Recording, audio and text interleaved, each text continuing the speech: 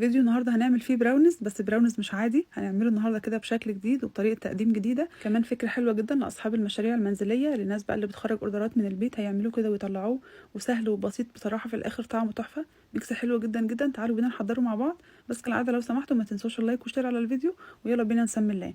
اول حاجه هنا احضر براونيز. هحتاج هنا 3 بيضات بحراره المطبخ، هنزل عليهم نص كوبايه من الميه العاديه ونص كوبايه من الزيت. النهارده علشان اسهل على نفسي استخدمت البراونيز الجاهز، دي بودره براونيز جاهزه، دي من شركه كواليتي تارجت، بتكون متوفره في اي محل خامات حلواني، علشان بصراحه ما كانش عندي كاكاو ان انا اعمل براونيز، لكن طبعا لو حابين البراونيز البيتي قولوا لي وانا اسيبه لكم ان شاء الله في اول كومنت. حطيت هنا عندي كل المكونات على بعضها، يعني مفيش حاجه قبل حاجه، وضربتهم بالمضرب كده على سرعه تكون متوسطه، بالكتير قوي كده بنضرب بالمضرب كده لمده 3 دقائق مش اكتر من كده، لحد ما بيندمجوا معانا وبيكون ده قوامهم وشكلهم.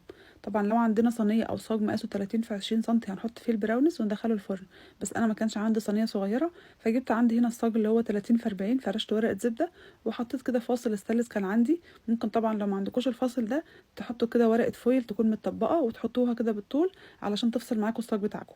نزلت بقى كده خليط البراونيز في الصاج عندي بالشكل ده كده، ووزعته كويس قوي علشان اتاكد ان الفصل الاستانلس ده مش هيتزحلق مني.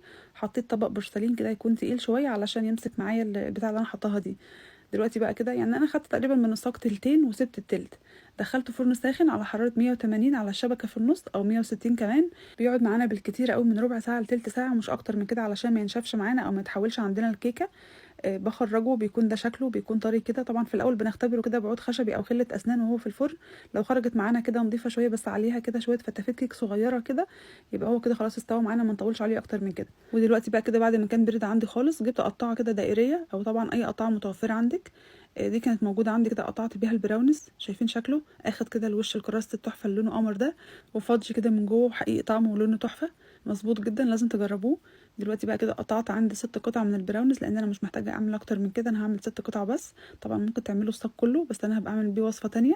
ودلوقتي بقى كده هستخدم مربى حليب او توفي، ودي من شركه كواليتي تارجت، خدت منها كده شويه في كيس حلواني علشان اعمل منه روزيتات على البراونيز بتاعي.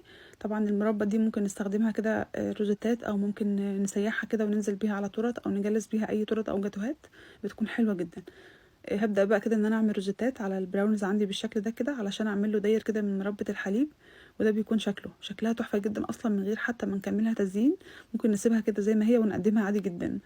هخلص عندي بقى كده كل الكميه او كل القطع اللي عندي بنفس الطريقه بالظبط. سهله جدا وبصراحه ممتعه جدا في شغلها، يعني انا كنت بصراحه مستمتعه وانا بعملها، شكلها حلو قوي عجبتني ودخلت قلبي. خلصتهم كلهم بالطريقه الحلوه دي. وطبعا هنا بقى ممكن نحط مكسرات، ممكن لو عندنا بندق، ممكن لو عندنا عين جمل، او فول سوداني. طبعا انا جبت كده شويه فول سوداني محمص، خدتها زي ما هي كده، حطيتها كده في النص علشان املى الفراغ اللي في النص ده.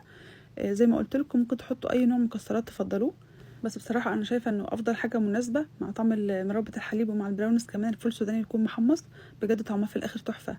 دلوقتي بقى كده خلصتهم، وهجيب بقى الشوكولاته عندي، وانا بستخدم شوكولاته دروبسي او شوكولاته كوينز، دي شوكولاته بالحليب ودي نوعها كواليتي تارجت. خدت كده كميه من الشوكولاته، طبعا مش كميه معينه او مش وزن معين، يعني على قد القطعه اللي عندي. خدت كده شويه واحطهم كده على حمام مائي او في الميكروويف لحد ما يسيحوا معايا. اول ما تبدا انها تسيح معايا كده ببدا ان انا اشيلها من على النار خالص، بزود لها كده معلقتين من الزيت وبقلب كده، بتكون معايا سلسه كده وبتغطي معايا الحاجه بمنتهى السهوله. باخد بقى كده القطعه عندي كده بحطها على معلقه، ببدا بقى ان انا اغطيها بالشوكولاته. بعد لما بغطيها بالشوكولاته بصفيها كويس قوي، ولازم كده اميلها شويه علشان تنزل الشوكولاته على الوش كلها، او تنزل الشوكولاته عندنا الزياده، لان مش عاوزين الطبقه اللي فوق دي تكون سميكه شويه. بخلصهم كلهم بقى، وطبعا بينشفوا عندنا بسرعه جدا لان الجو خلاص برد. ببدأ بقى ان انا كده ازين، طبعا ممكن ما نزينش، بس انا كان فاضل عندي شويه شوكولاته فحبيت ان انا اعمل بيهم كده خطوط كده على القطعه بتاعتنا بالشكل ده. كده خلاص خلصناهم، بصراحه سهله وبسيطه وما خدتش وقت خالص، كلها كده بصراحه ما خدتش في ايدي نص ساعه. بعد لما البراونيز طبعا استوى، ده خلاص بيكون شكلها. ممكن طبعا احط عليها ورقه دهب كده تكسر لونها شويه، بجد شكلها خطير في الاخر.